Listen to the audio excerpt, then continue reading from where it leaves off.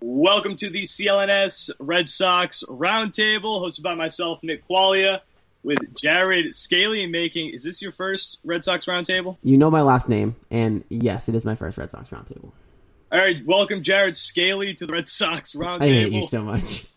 Ethan Winter and Lauren Campbell. It's Jared Scali. But Jared had his own radio show where the ESPN announcer consistently said his name wrong every time. So Jared Scali to everybody in New Hampshire. Jared Scali. It's true. Yes. We're going to talk about Pablo Sandoval tonight. We're going to talk about the Red Sox bullpen tonight because I guess that's a hot topic. I guess it is a hot topic. Now that I think of it, I guess you guys are right. I'm wrong. I'll admit when I'm wrong. I'm a big person. You are wrong. First topic, the big topic of the night, Pablo Sandoval. He is placed on the 10-day DL a couple days ago, 10-day disabled list after being taken out in the 8th inning. For Christian Vasquez, a catcher, being taken out in the 8th inning. He is on the 10-day DL with the flu, which everybody leaves out of the diagnosis when they talk about it, with also an inner ear infection. Personally, for me, you know what? I'll go last. Ethan, what do you think about Pablo Sandoval? What do you think about this whole debacle?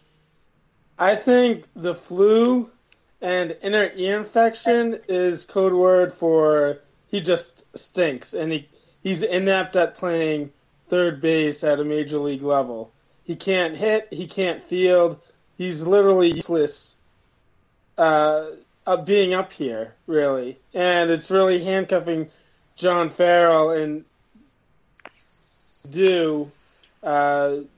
terms of moving guys around. And part of it has to do with Dave Dombrowski trading away all of his third base depth and Yohan Moncada. What do you mean? Tyler Thornburg's doing great this year. Yeah, Thornburg's phenomenal. Chris Sale, but the mayor of Ding Dong City, Travis Shaw, being traded to Milwaukee, and we're not even going to see Tyler Thornburg pitch this year because he's out for the rest of the year. See, I'm not one to put the Thornburg situation as a problem yet, because if he comes back healthy and pitches like he can, it's still a win in my eyes. Next year, though. Yeah, I was going to say doesn't matter. Doesn't matter to me. If he comes back and still helps you win a World Series, fine. Whatever, you win the trade. But right now, it obviously looks like it sucks. So if you move forward, Pablo Sandoval is just a big baby, and I don't know what's going on with him, and I've been the biggest defender on Red Sox beat. Lauren can attest to this. Everyone who listens can attest to it. I've tried to defend Pablo Sandoval pretty much till about 2 weeks ago. And at this point, I'm over it. I'm done. I can't do it anymore. He hasn't been able to get on the field consistently. He's been platooning with Rutledge, of all people. Like, it isn't even Brock Holt anymore. It's Josh Rutledge, who isn't good really either. So Pablo Sandoval needs to be let go off this team. Needs to be DFA, whatever it takes, get him off this team. And I don't know about you guys, but I personally think ownership is the one that's stopping him from being let go. If not, it's Dombrowski. Oh, no doubt. It's probably, I'm sure it is the front office, and you definitely defended Sandoval the way Jess and I defended Clay Buchholz last year. Which was a horrendous argument. Don't you bring up his name on this roundtable. How dare you bring it back to him? I did. And with Sandoval, I mean, I want him to be good. We know he can field. We've seen what he can do with San Francisco, so it's frustrating that it just doesn't transition well here. And if he really does have an inner ear infection, those suck. Those are wicked painful, but I don't see how it could keep him off the field because I would still do like my day-to-day things. I just sucked, like my ear hurts, whatever. I got over it. So for somebody who's making $95 million who can't get over an ear infection, it's frustrating. But I also think it's kind of a BS excuse where it's just like, go away for a little while, do your thing, and we're going to figure out where you belong in like the next 15 to 20 days. Because if he's going to do a rehab stint, it's going to be longer than 10 days, which is fine by me at this point because we're doing all right without him. Guys, Mitch Moreland is playing with a broken toe. Pedroia is probably coughing up blood in the batting cage somewhere. Why can't you play with a freaking ear infection? People go to school. People have jobs. People have ear infections. Kids live their lives with ear infections. Go swing a baseball bat. Play third base. Because he is a fat, lazy pansy. He admitted over this offseason when everybody was getting excited, including him, that he lost a ton of weight. Remember when all those pictures came out? Oh, Pablo Sandoval looks great. I'm showing all my friends. Look at this, man. Pablo Sandoval lost a ton of weight. Cool. He openly admitted that once he got the money, he got complacent. And that's he got fat and happy. He got fat and happy. So he didn't care anymore. Why should I believe that he cares now? Okay, cool. He lost the weight. But apparently he doesn't have the drive to stay on the field. He's not a dirt dog. Like you said, Jared, we have Josh Rutledge playing third He's base. an upgrade right now. We have Devin Marrero in Boston right now. Devin Marrero is playing third base for the Boston Red Sox, a guy who can't hit above 180. He's a tremendous fielder, don't get me wrong.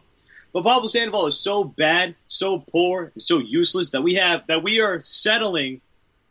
And when I say we, I'm talking about us, not even the team. We're settling as fans to watch a guy who's hitting 180 and generally an automatic out hit instead of having him play. In the eighth inning the other night, I'll say it again, the eighth inning the other night, he can't hit lefties. He's so bad at hitting lefties, they pinch hit a left fielder for him. And then what are you going to do? Stick Chris Young at third base? No. Who's the other option? You have 13 pitchers. You have 13 pitchers in the bullpen. Who is Austin Maddox? I didn't even know who that guy was the other day. Yeah, no, I watched. The bullpen. Your next option is Christian Vasquez, who did play third baseman, played third base for a little while in the Gulf Coast League. He's so bad at Christian Vasquez playing third base. We watch him make these diving plays. All right, I'm getting fired up. Yeah, we watch him make these diving plays. It's infuriating to me when I see people on Twitter say, "Oh, Pablo's back. Pablo can make those diving plays. He's so quick."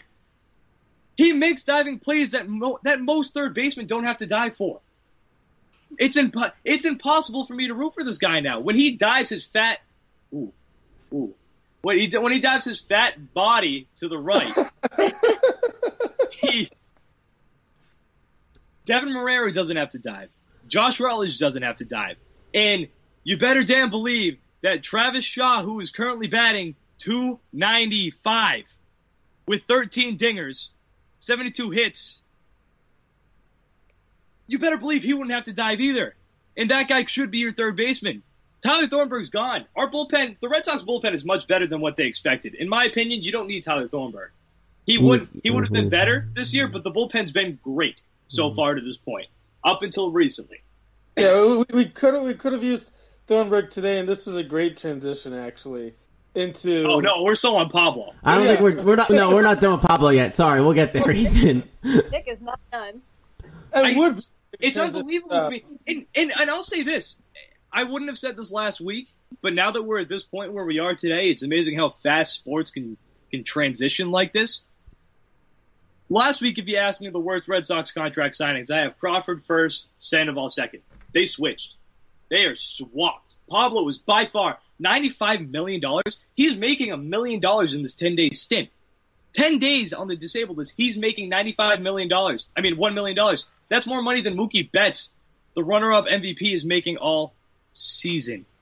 And you tried to, and at least Crawford played.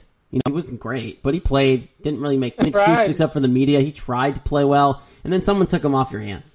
Like, Pablo Sandoval doesn't think he even wants to play, and he's getting paid a lot of money. As soon as they signed the checks for him and gave him that cash, he wasn't playing, and it's shown. And now he's checked out. Like you said, Quags, you have guys who shouldn't even be in the majors, and Marrero and the guy whose name I don't even remember, the pitcher, shouldn't have to be up here. And Austin Maddox? Yeah, who is that guy? Seriously. I watched his second outing, and I didn't realize he made his debut the night before, and I'm a Red Sox nut. Like, who are you? I don't even know who Boyce is. Boyce also pitched the other night. Yeah, no idea. And that's the point. We'll get to this, but the bullpen needs some fixing, too. But, look, Pablo Sandoval needs to be on the field, needs to be off this team. He cannot be on the bench getting paid this kind of money because, look, there's no question in my mind, and I've talked about this. The Red Sox signed him for marketing purposes. No way around it, because you could have signed. There was options that year. You could have got a Chase Headley. Even I would have taken over Pablo Sandoval baseball purposes when Sherrington was still here, and there was other options as well. They wanted to market Panda. They were hoping Panda heads would have been around Fenway Park. It was literally Red Sox ownership's like wet dream to have Pablo Sandoval in a Red Sox uniform, and it just didn't pan out. But now you need to let him go. But will they let him go? Absolutely not. Nope, you're stuck with him. Like, what, yeah, it's time to let him go. And but what do you do with him? Like, how? Like, eat the money. That's my only concern. I'll cut the check. I'll cut the check. Bye. Feed him the money. He'll eat it. Feed him the checkbook. Feed him the club's checkbook. Bye. Is it gold bars? He might eat gold bars too, Quags. He might actually eat gold bars. Just take them. I think they're candy bars. Seriously, he'll try to unwrap them. I guarantee you, he signed that contract, that $95 million contract, The moment he signed it, if you check his Google history, closest Chinese restaurant to my new apartment. And he was liking First girls. thing. He was liking girls' pictures on Instagram. And he was liking a bunch of girls' pictures on Instagram. We're going to switch over to the bullpen. It's a topic that we feel needs discussion. They've been great to this point this season. At up until today, actually, they were ranked the second best bullpen in baseball before they exploded with a grand slam today against the lowly Kansas City Royals. They're not even that good of a team. They're 500, I believe, right now. The bullpen has been great all year, but they seem like a few of the arms that you've trusted are starting to lose a little bit of control, and one of those is Matt Barnes.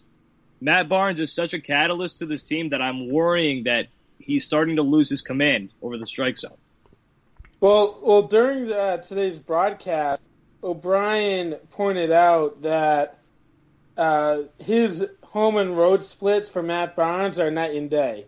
He has a sub-1 ERA at home, but when he makes his appearances on the road, his ERA is above 7, which is obviously a problem.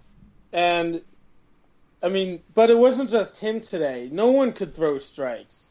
I mean, when Robbie Scott came in, he walked the first... Robbie Scott was horrendous. Yeah, bad. He walked the first batter he faced to load the bases, and he put himself in a position where he needed to come inside finish that sentence. And he just cranks one over the bullpen. But, I mean, to be honest, I think I have to give credit to John Farrell. He's done a great job this year in managing that bullpen to get them to a point where they are as good as they are right now. But they've been good. Like, I know, like, Nick, I know you said that Robbie Scott looked absolutely horrendous today, so, like, I get it. But it's one game, and Robbie Scott's been pretty solid all year. Like 2 weeks ago, I said he's probably the most underrated pitcher in that bullpen. So we'll eventually get Carson Smith back. Tyler Thornburg we'll see in the next year, maybe, hopefully. But we'll see if Carson Smith's any good. Remember, he hasn't pitched in over a year. Yeah, but when he pitched last year, it was like a week and a half, mind you. But when he pitched, he was good. He was good. He was unbelievable. I was hyped for him. I was so excited to watch him. I still am. I think he might be the fix that you need because the Red Sox are missing an eighth inning guy. I love Matt Barnes for what he is. Kimbrel, back to back like that. That's what it's supposed to be. Kimbrel in the ninth, exactly. Right. But and then next year you put Thornburg with them all, and it's great. If they're this good now, like just Joe Kelly in the 7th, and then Smith in the 8th, Kimbrel in the 9th, like shut down 24/7. Like Red Sox will go undefeated the rest of the season. So they win the World Series every year. That's a bold statement. Bottles. It's not for her, and she says that every time we talk about the predictions. The Red Sox are going to win. Red Sox will win every game. My question is, though, I trust Joe Kelly more than I trust Matt Barnes. Me too. And I think I trust Joe Kelly more than I trust Matt Barnes in the 8th inning. I don't know why Farrell doesn't trust Joe Kelly at all. I know he wasn't that great. He was awful as a starting pitcher, but he's great in the bullpen. He's been excellent in the bullpen. Why isn't he the 8th inning setup man? Well, he even today. Even today, when you had an opportunity to keep him in the game, he came in the 7th, got you 2 outs, was phenomenal, only threw like 15 pitches. I didn't watch the game, I was at work, but downside of an afternoon game. But that being said, why not keep him in? Like, why do you have to mess with that? Joe Kelly used to be a starter. He can go more than an inning. He can go 2 innings, 3 innings. 2/3 of an inning. Yeah, he can go another. Perfect relief guy. Exactly. Perfect. He can be a short, quick hitter, but he can also be a long relief guy. He's perfect for the bullpen role. And you have a 2-run lead. If Joe Kelly's fastball turns flat and he gives up a bomb, then you can always bring in another guy in. Any final thoughts, boys and girls? Don't worry about the bullpen. Worry about Pablo Sandoval. Nah, bullpen's more important. Pablo Sandoval's never going to see the field again. Cut Pablo Sandoval and can't wait till Carson Smith gets back. Chris Sale's going to win the Cy Young this year. Red Sox Roundtable, June 21st, Pablo Sandoval and bullpen issues. Thank you for listening. Look out for the next Roundtable, and make sure you keep checking into clnsradio.com for all the best in Red Sox coverage.